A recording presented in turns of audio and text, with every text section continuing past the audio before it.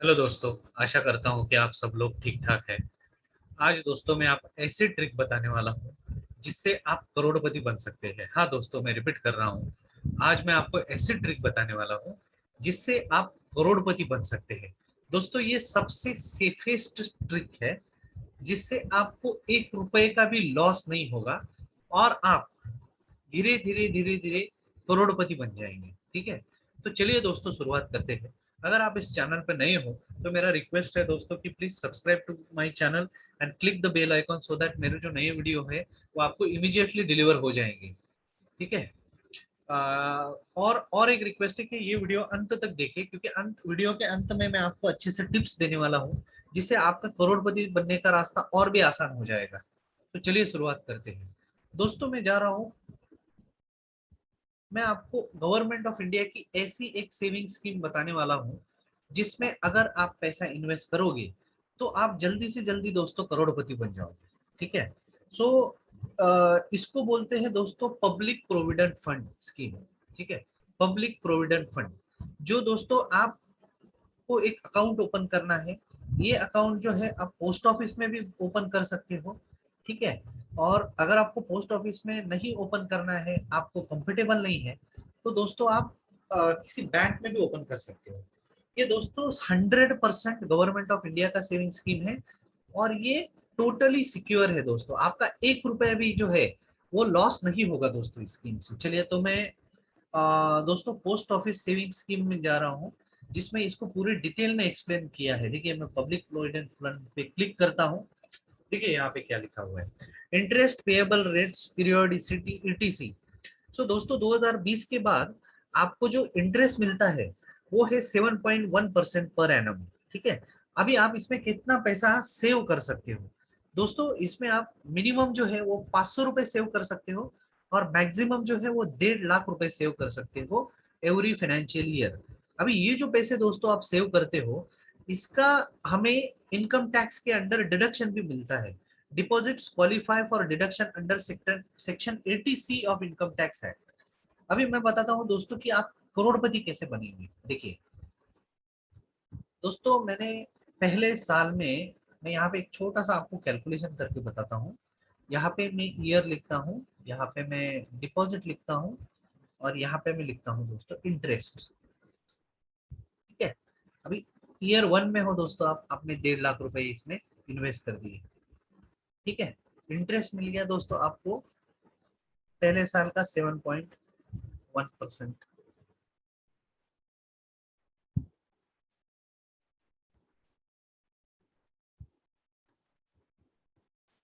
देखिए दोस्तों, छोटा सा आपको एक कैलकुलेशन करके दिखा रहा हूँ। ठीक है, आपको इतना इंटरेस्ट मिल गया। अभी आप दूसरे साल में आ गए, मतलब आप 1 अप्रैल, देखिए अगर आपने चालू किया है दो,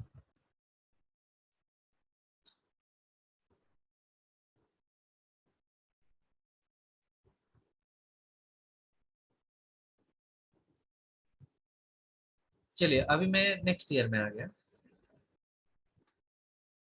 2025 में आ गया दोस्तों, और ये साल है चौथा।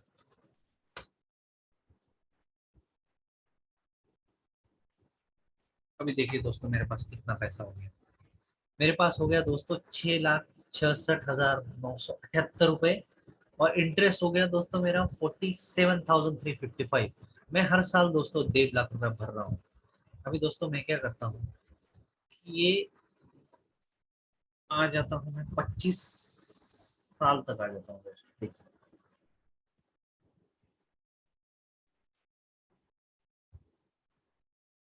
यहाँ तक मैंने खींच लिया इसको। ओके। अभी ये जो है दोस्तों, मैं यहाँ तक खींच लेता हूँ।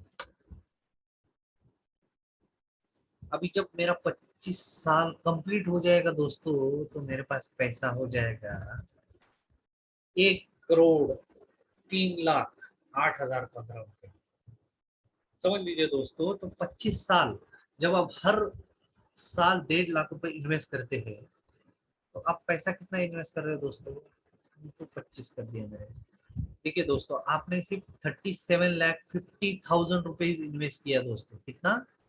37,50,000 रुपीज। ओके। अगर दोस्तों इसी पैसे में से अगर मैं ये माइनस कर देता हूँ 57,50,000, तो दोस्तों आपने 65 लाख रुपया, 65,58,000 जो है वो आपने इंटरेस्ट कमाया है। मतलब कि 25 साल के बाद आपने उस पैसे का इतना इंटरेस्ट कमाया है, 65,58,015। देखिए, तो इसका मतलब आप करोड़पति बन गए। ठीक है। अभी इसकी मैं बहुत सारी जो इम्पोर्टेंट पॉइंट्स है दोस्तों वो बताने वाला हूँ। इम्पोर्टेंट पॉइंट का मतलब ये नहीं है दोस्तों कि मैं आपको कोई ऐसी चीज बताने वाला हूँ जिससे आपको लगे कि नहीं यार ये तो प्रॉब्लमेटिक स्कीम है। ऐसा कुछ नहीं है दोस्तों, ये गवर्नमेंट का स्कीम है, आपको कोई भी रिस्क नहीं है। ठीक है। इसमें दोस्तों एक पॉइंट है कि इसमें ना आपको पैसा आप जल्दी निकाल नहीं सकते, एक पॉइंट है। उसका एक बेनिफिट ये भी होता है दोस्तों कि अगर आप पैसा अगर ओपन रहता है तो आप बार बार आपकी रिक्वायरमेंट के लिए निकाल सकते हो। बट ये स्कीम में आप पैसा नहीं निकाल सकते, इसके कारण आपका पैसा जो है वो 100% सेव होता है। ठीक है। अभी यहाँ पे देखते हैं इसके सालियंट फीचर, देखते हैं दोस्तों। यहाँ पे कौन अकाउंट ओपन कर सकता है? एक सिंगल अडल्ट रेसिडेंट इंडियन जो है वो अकाउंट ओपन कर सकता है। अगर माइनर के लिए या पर्सन ऑफ अनसाउंड माइंड के लिए आप अगर अकाउंट ओपन करना चाहते हो तो उसके लिए गार्डियन जो है वो अकाउंट ओपन कर सकता है। माइनर बोले तो दोस्तों छोटे बच्चे जो होते हैं उनके लिए करना है तो, और पर्सन ऑफ अनसाउंड माइंड जो है उसके लिए भी अकाउंट ओपन कर सकते हैं, उनके लिए गार्डियन की जरूरत होती है। Only one account can be open all across the country either in post office, और मतलब एक आदमी जो है दोस्तों वो एक ही अकाउंट ओपन कर सकता है। ठीक है। अभी डिपॉजिट का हमने ऊपर भी बात किया और मैं रिपीट करता हूँ कि मिनिमम डिपॉजिट जो है वो 500 हमें पे करना ही है। भले समझ लीजिए नहीं तो आपका अकाउंट जो है वो डिसकंटिन्यू हो जाता है, तो साल में मिनिमम आपको 500 रुपया भरना है। और अगर आपको करोड़पति बनना है तो 1.5 लाख रुपया आपको साल का भरना है। ठीक है। मैक्सिमम आप 1.5 लाख रुपया भर सकते हो, वो आप कितने भी इंस्टॉलमेंट में भर सकते हो, बट साल का 1.5 लाख ही भर सकते हो। ठीक है। मिनिमम 500 रुपया भरना है दोस्तों। ठीक है। सो यहाँ पे लिखा हुआ है कि minimum of multiple of 50 rupees and maximum आप 1.5 लाख आप भर सकते हो। ठीक है। अकाउंट जो है आप कैश से, चेक से भी ओपन कर सकते हो दोस्तों। अभी चेक से अगर आप अकाउंट ओपन करते हो तो जब पेमेंट आपका रियलाइज होगा या क्रेडिट होगा तभी उसी डेट में आपका अकाउंट का ओपनिंग डेट कंसिडर किया जाएगा दोस्तों। और मेरा रिकमेंडेशन ये होगा दोस्तों कि अगर आपको 1.5 लाख रुपए इसमें डालना है तो आप हर साल के 1 अप्रैल में डाल दिया करो, जिससे कि क्या होगा दोस्तों कि नेक्स्ट ईयर के 1 अप्रैल तक आपको पूरा 7.1% इंटरेस्ट मिलेगा। ठीक है।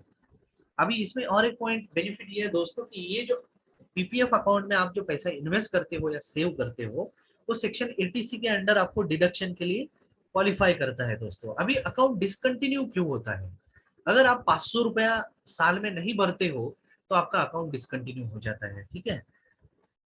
Loan withdrawal facility is not available. दोस्तों देखो यहाँ पे एक ऑप्शन दिया हुआ है कि आप पीपीएफ अकाउंट से लोन भी कर सकते हो, बट दोस्तों ये जो लोन का जो पॉइंट है ना ये थोड़ा सा डाउटफुल है, क्योंकि पोस्ट ऑफिस वाले लोन नहीं देते हैं दोस्तों। अगर आप पोस्ट ऑफिस में जाते हो और बोलते हो कि यहाँ पे लोन लिखा हुआ है तो लोन मिलना थोड़ा सा ये अकाउंट में मुश्किल है दोस्तों। ठीक है। आ, उसके बाद हम डिसकंटिन्यूशन ऑफ अकाउंट में थे कि discontinuation of account can be reviewed by the depositor and before maturity by deposit minimum subscription of default fee. मतलब कि ये है कि डिफॉल्ट फी भर के आप आपका अकाउंट जो है वो और कंटिन्यू कर सकते हैं। ठीक है। इंटरेस्ट दोस्तों यहाँ पे मैंने बोला कि आपको 7.1% इंटरेस्ट जो है वो 1 अप्रैल को जमा हो जाता है। और दोस्तों ये इंटरेस्ट जो है वो टैक्स फ्री है। अगर आप एफडी पे, बैंक की एफडी में अगर इंटरेस्ट कमाते हो तो बैंक जो है वो टीडीएस डिडक्ट कर लेता है दोस्तों आपका, बट ये जो इंटरेस्ट है वो टैक्स फ्री है। लोन का दोस्तों मैं स्किप कर रहा हूँ क्योंकि लोन मिलना बहुत ही मुश्किल हो जाता है। अभी देखिए मैंने जैसे बोला था कि इसमें विड्रॉल का जो ऑप्शन है वो थोड़ा सा क्रिटिकल है दोस्तों। इससे आपको बेनिफिट ये मिलता है कि आपका पैसा जो है वो लॉक हो जाता है, आप निकाल नहीं पाते। या मतलब यहाँ पे क्या लिखा हुआ है, subscriber can take one withdrawal during financial year after 5 years excluding a year of account opening. मतलब ये है कि सब्सक्राइबर जो है वो एक विड्रॉल एक फाइनेंशियल ईयर ले सकता है, बट 5 साल के बाद ले सकता है दोस्तों। इसका मतलब 5 साल जो है वो आप आपके अकाउंट को हाथ नहीं लगा सकते। यहाँ पे एग्जाम्पल भी दिया हुआ है कि अगर आपने आपका अकाउंट 2010-11 में ओपन किया है तो आपको 2016-17 मतलब 10-11, 11-12, 12-13, 13-14, 14-15 छठे ईयर में दोस्तों आप एक विड्रॉल कर सकते हो। अभी विड्रॉल अमाउंट कितना है दोस्तों? Amount of withdrawal can be taken up to 50% of balance at the credit at the end of fourth year, मतलब 4 साल के अंदर जितना भी आपका पैसा जमा हुआ है आपका उसका 50% आप निकाल सकते हो, या eight the end of preceding year, ठीक है, फोर्थ प्रिसीडिंग ईयर या एंड ऑफ प्रिसीडिंग मतलब जहां जिससे आप निकालने वाले हो वो ईयर। मतलब समझ लीजिए आप अगर 4 साल के बाद नहीं निकाल रहे हो, 6 साल के बाद नहीं निकाल रहे, 8वें साल में निकाल रहे हो, तो which ever is lower amount है उसका 50% जो है वो विड्रॉ कर सकते हो। यहाँ पे एग्जांपल भी दिया हुआ है, withdrawal can be taken in 2016-17 up to balance as on 2013 और 2016 विच एवर इज लोअर। समझ गए दोस्तों मैंने जो बोला कि जिस साल में आप निकालने वाले हो, जिसमें या आपका जब आप एलिजिबल हो, वो दोनों में से जो भी एलिजिबल 50% जो भी कम अमाउंट है उसका 50% आप विड्रॉ कर सकते हो। अभी मैच्योरिटी दोस्तों देखिए, account will be mature after 50 years, मतलब 15 साल के बाद आपका अकाउंट मैच्योर हो जाता है, ठीक है। अभी मैच्योर होने के बाद क्या क्या ऑप्शन है, आप मैच्योरिटी पेमेंट निकाल लो या फिर आप आपका अकाउंट रिटेन करो एंड एक एक विड्रॉल ले सकते हो। तो आपको अगर दोस्तों करोड़पति बनना है तो आपको जो है आपका अकाउंट जो है वो एक्सटेंड करते रहना है 25 साल तक, तभी आप करोड़पति बन पाओगे दोस्तों। तो यहाँ पे वो ऑप्शन अवेलेबल है कि 5 साल में आप 5 साल जो है वो आप एक्सटेंड कर सकते हो, ठीक है। अभी ये है आपने क्या बोला है कि discontinue account can not be extended, मतलब आपका अकाउंट अगर डिसकंटिन्यू हो गया है तो एक्सटेंड नहीं कर सकते, ठीक है। अभी प्री मैच्योर क्लोजर का यहाँ पे ऑप्शन है, प्री मैच्योर क्लोजर 5 साल के बाद अलाउड है, ठीक है। अभी वो क्यों अलाउड है, पहले तो है कि अकाउंट होल्डर को कोई तो बड़ा डिसीज हो गया है, ठीक है, और उसके लिए वो निकाल सकता है अपने बच्चों के हायर एजुकेशन के लिए, ठीक है, या खुद के हायर एजुकेशन के लिए निकाल सकता है। अगर आपका रेसिडेंशियल स्टेटस चेंज हो गया जैसे कि आप एनआरआई बन गए तो भी आप पैसे अकाउंट जो है वो प्रीमेच्योर क्लोज कर सकते हो। ऊपर मैंने बोला था कि रेसिडेंट इंडियन के लिए एप्लीकेबल है पीपीएफ अकाउंट, ठीक है। तो जैसे आप एनआरआई बन जाते हो तो ये प्रीमेच्योर क्लोजर एप्लीकेबल है। At the time of premature closure 1% interest shall be deducted from the date of account opening, date of extension as the case may be। अगर आप प्रीमेच्योर क्लोजर करने वाले हो तो 1% इंटरेस्ट जो है वो जब से आपने ओपन किया था, समझ लीजिए अभी 7.1% है तो आपको 6.1% ही मिलेगा दोस्तों। Account can be close on following condition, ठीक है। जब अकाउंट होल्डर का डेथ हो जाता है तो क्या करते हैं, अगर अकाउंट होल्डर का डेथ हो जाता है दोस्तों तो नॉमिनी जो आता है लीगल नॉमिनी, ठीक है, उसको मैं पढ़ता हूं दोस्तों। In case of death of account holder the account shall be closed and nominee और shall not be allowed to continue deposits in the account. मतलब कि आपका जैसे आपका जो अकाउंट होल्डर है उसका डेथ हो जाता है तो अकाउंट जो है वो क्लोज हो जाता है और नॉमिनी और लीगल हेयर जो है वो उसमें डिपॉजिट नहीं डाल सकता है। At the time of closure due to the death PPF rate of interest shall be paid till end of the preceding month in which account is closed. मतलब कि जिस साल तक आपका अकाउंट क्लोज हो गया है वो सब इंटरेस्ट और जितना भी अमाउंट है, ठीक है, वो जो आपका नॉमिनी है वो लीगल हेयर है उसको मिल जाता है दोस्तों, ठीक है। दोस्तों मैं रिपीट कर रहा हूँ, ये गवर्नमेंट ऑफ इंडिया का सेविंग स्कीम है, ये टोटली 100% सेफ है। और अगर हर साल आप 1.5 लाख रुपए डालते हो 1 अप्रैल को 25 साल तक, तो दोस्तों आप करोड़पति बन सकते हो। So I hope I explained everything.